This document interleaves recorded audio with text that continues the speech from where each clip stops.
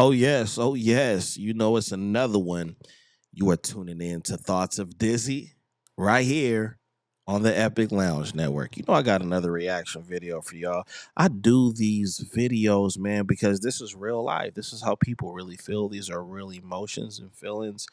And I just feel like the dating culture and the relationship culture is just not taken serious. It's a bunch of games. It's a bunch of haters. It's a bunch of drama. There's people that don't have no business being in people's business and everything else.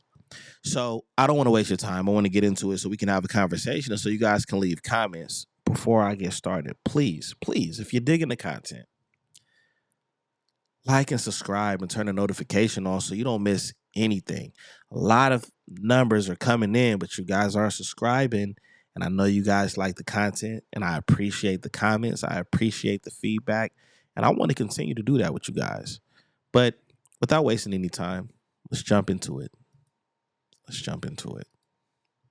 Stay if your husband cheated on you. These two women that were asking me about, like, what would you say if this? They were trying to get me to say that I would leave my husband. They were trying anything. And I knew that. I knew that they were going to keep trying to get me to say I would leave my husband on camera. And I was not going to say it. I'm probably going to get in trouble for this. But most of the time, cheating is a two-way street. Unless you married an absolute psychopath, he's not just going to go off and cheat on you for no reason. Yeah. A lot of times, it's because you're in a sexless marriage, maybe, or you're in an emotionless marriage, or the wife is not serving the husband in her way, and they've completely fallen off, and communication has fallen off. And before I allow her to keep cooking, what do you guys think about that?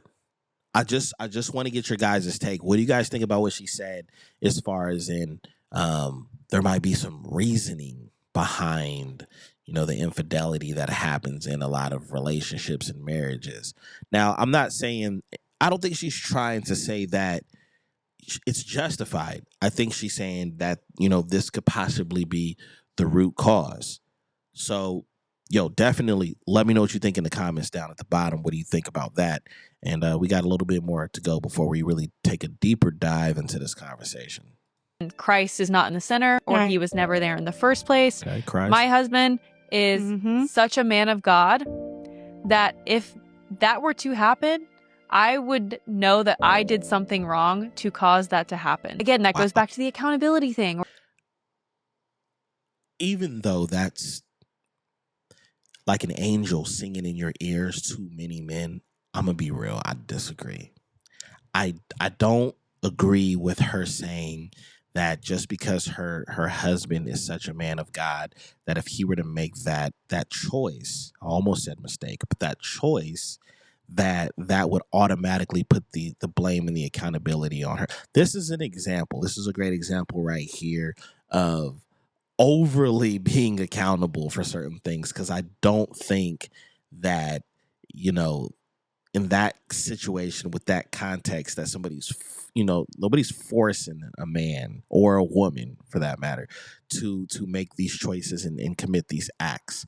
So I would have to say I disagree with her saying that he's such a man of God that if he were to do that, it would be my fault. I can't agree with her on that. As much as men would want to and say, yeah, you know what I'm saying? Let me go ahead and I don't agree with that. That's not fair. That's not fair. It's like, oh yeah, he just ran out and cheated on me for no reason. I understand that does happen in a very small case of scenarios, but I want to stop it again too. So it does happen, not in a small case, but it happens more probably than she thinks. And when guys do that, and when women do that, because this cheating thing is not, it's not a big gap between how many women do it and how many men do it. It's a pretty short gap. But with that being said, people that just can run out and do it like it's no problem, that's what they've done, that's what they've been doing, and that's what they'll continue to do. Okay? That random act, no, that even in a sense where they've never done it before, it was probably premeditated. They've been feeling away, they've been having that urge. So, you know, that ain't just something that just randomly happens. That is a part of character, or that's part of some kind of premeditated thought. So I'll just say that, but we're going to keep on going. a lot of times there was something broken in the marriage. Because I said that on the Whatever podcast, people automatically said, well, she's telling you not to leave your husband if he cheats on you. That is absolutely not what I'm saying. The Bible even says that you are able to leave in the case of infidelity because the other person has already broke the covenant. Yeah. But for me personally, in my marriage, I wouldn't know that I did something for that to happen. Yeah. Okay. Well, when Tuesday. she puts it in that context of if it, you know, when she's pertaining to her own marriage that she felt like she probably has done something. I mean, who knows? Maybe there's some truth to that. A lot of times, you know, we get wrapped up in other people's relationships and things of that nature, and we think that, oh, well, if a person does this or a person does that, that's the scenario, and he's this and she's that and whatever. I think I'm gonna just keep it real. What I believe, what came out of that video, this is just my belief based off what she was saying. I believe that she's aware and that there are plenty of women that are in relationships or that have a good head on their shoulders are aware that they can contribute to pushing a man away and into somebody else's direction. Don't get me wrong. I'm not encouraging and condoning that you just go out there and you cheat on your spouse or your boyfriend, your girlfriend, or your fiance. However, I think the big part that she's speaking to that the conversation doesn't happen enough when we talk about infidelity and cheating is the neglect. And there are some people out there, men and women, that believe no matter how terrible you are to your significant other, that you should never do that. And to keep it real, when it comes to the Bible, they're technically right. However, there are responsibilities that your spouse has in your marriage.